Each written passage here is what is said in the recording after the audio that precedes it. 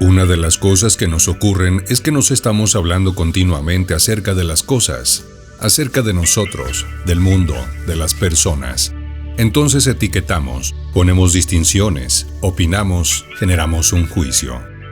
Podríamos decir que estamos continuamente describiendo y sosteniendo la realidad con un discurso propio.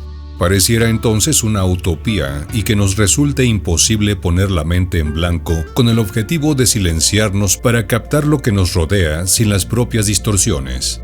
Al intentar lograrlo, generalmente tenemos fantasías de lo que es poner la mente en blanco. Algunos imaginan literalmente pensar en el color blanco o intentar visualizar una pantalla de cine blanco, un paisaje nevado, etc. Con estas fantasías de lo que es poner la mente en blanco, sigo metido y creando desde mi pensamiento. Del mismo modo, hago descripciones del mundo, situaciones y personas, calificando de lindo, feo, bueno, malo, agradable, desagradable, me conviene, no me conviene. Continúo así sosteniendo mi propio discurso, mis propias opiniones. También está lo que me describieron otros, algo que me contaron a mí de cómo deben ser las cosas. Yo sigo contándome esta realidad a mí mismo, reacomodándola de acuerdo a mis gustos o disgustos. Genero así más y más ilusión sobre eso que está u ocurre allí con mis interpretaciones. Con este modo de intentar comprender lo que pasa, no produzco a mí la calidad de silencio necesario para observar, conectarme y palpar lo que realmente es. Las disciplinas orientales nos dicen que nada de esto tiene que ver con la realidad.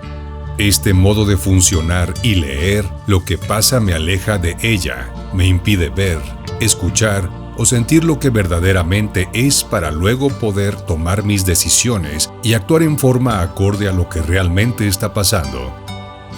Este diálogo interno o pensamiento cotidiano tiene un formato, un modo, y se puede mapear. Puedo darme cuenta de cómo funciona. Suelo estar imaginando cosas como en una película, sucesos pasados, o verme a mí mismo actuando, hablando y diciendo tal o cual cosa en el futuro. Puedo escuchar un discurso optimista o pesimista, y esto parece venir de ciertos lugares del cuerpo o fuera de él. Esto es una forma de describir lo sucedido a lo que sucederá y obviamente es falso. Estaría interpretando, sobreinterpretando, imaginando. Si uno lograse hacer un alto del tiempo y pudiera parar con esta narración del mundo, de etiquetar, de imaginar, de rellenar, de charlar sobre él, este parar me permitiría realmente percibir lo que es. Entonces, ¿cuándo pensar? Cuando tengo que hacer un cambio, presentar un proyecto, armar un curso, pintar un cuadro, hacer un jardín, limpiar algo, cocinar. Me conecto con la tarea, busco información o lo que sea que necesite. Lo hago. Una vez que lo termine, ya está.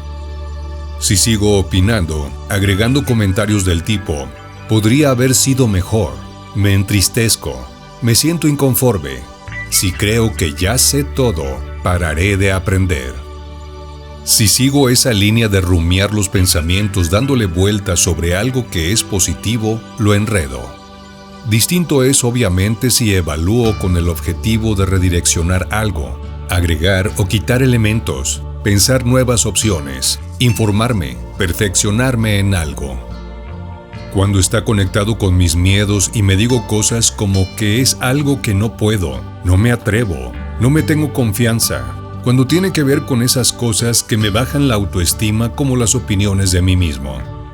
Estos pensamientos me traen un malestar y sensación de ineficacia. Entonces, en esos momentos es válido parar con el diálogo interno y las descripciones de uno mismo. ¿Qué hacemos diferente al pensar de ese modo en la vida cotidiana? Estar, sentir, ver, escuchar, estar conectado directamente con una tarea, estar haciendo, estar en la acción y percibiendo, sin opinión, ni deseo. Estamos hablando de la acción con atención de otro tipo.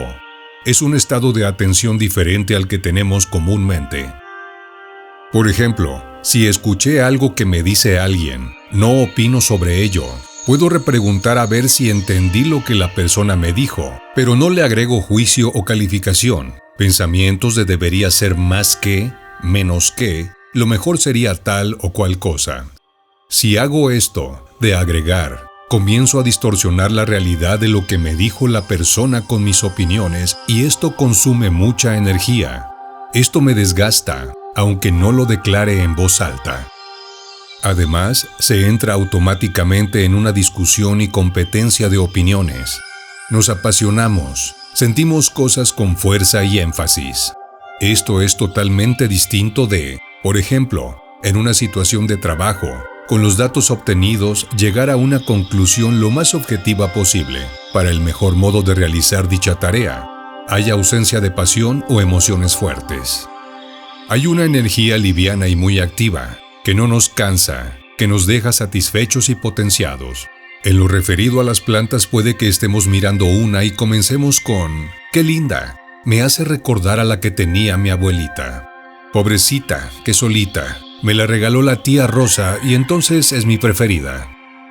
Cuando hay emoción, nos olvidamos de qué es lo que realmente necesita la planta o el animal. ¿Qué lugar para crecer mejor? ¿Qué abonos o no poner? ¿Cuánto sol o sombra?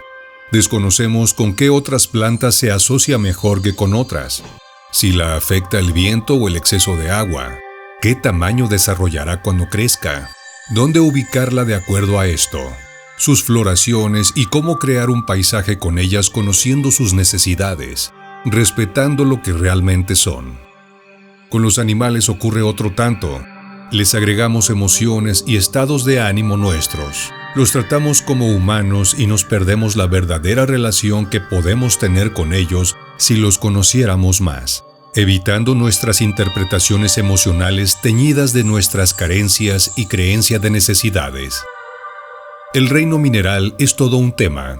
Existe una película sobre las costumbres de los esquimales que puede ilustrar este punto. Ellos elegían durante su verano una piedra que los llamara. Se silenciaban internamente y trataban de tomar una con la que entraran en resonancia. Esa es la que elegían para que en las largas noches dentro de su iglú sacarles lo que les sobraba para descubrir el espíritu escondido dentro de ellas. El resultado eran bellísimas esculturas cargadas de presencia. ¿A cuántos de nosotros, caminando al lado de los arroyos, no nos gusta recoger piedras sin pensar, o caminar y mirar los paisajes rocosos? Simplemente estar en estos paisajes, o cuando tenemos sobre alguna mesa o en un estante piedras que no son significativas y nos gusta simplemente observar. No nos gusta cuestionarnos nada, disfrutamos de estar con ellas o de tenerlas distribuidas por la casa. Cuando logro esto, aparece una dimensión mágica. La conexión se hace directa con la planta, el animal, el árbol, la nube, el sol, con el viento. Es un proceso que se realiza desde el sentir, desde el sentimiento, no desde el proceso intelectual. La biodanza nos da una riqueza enorme en ese sentido. Es un sentir que viene desde abajo o arriba, baja, sube, recorre. Esto ocurre cuando estoy conectado y no procesando pensamientos. Transcurre en múltiples situaciones, al escribir, al leer, al pintar, al actuar, al cocinar, cuando estoy ayudando a otro. Actúo desde un lugar armónico y directo. El pensamiento está a mi servicio de otro modo muy liviano y activo. Es una especie de trance. Pero no es un trance en el que perdí facultades de percepción, sino que están amplificadas. Esto me da la oportunidad de reinventarme a mí mismo. El famoso tema de reinventarse se logra cuando paro de describirme cómo era, cuando paro de darle valor a todo lo que se opina u opino yo de mí, cuando dejo de dar valor y prestar atención a aquello que se dice de mí, por muy bien intencionado que sea.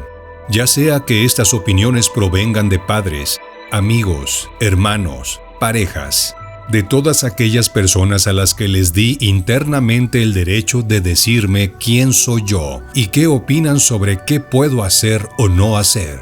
Estas personas se han encargado de decirme quién soy, lo cual no es cierto, pues ellos me leen desde su realidad y descripción, desde sus creencias de lo adecuado e inadecuado. Entonces estoy usando una descripción que me dieron otros acerca de alguien que no soy, agregándole además mis opiniones y discursos, justificaciones y explicaciones. Uno puede, librándose de este funcionamiento, descubrir facetas ocultas del ser esencial de uno. Poco a poco, uno comienza a mirar sin opinión, comienza a ver y percibir las cosas sin etiquetarlas y sin comentarlas.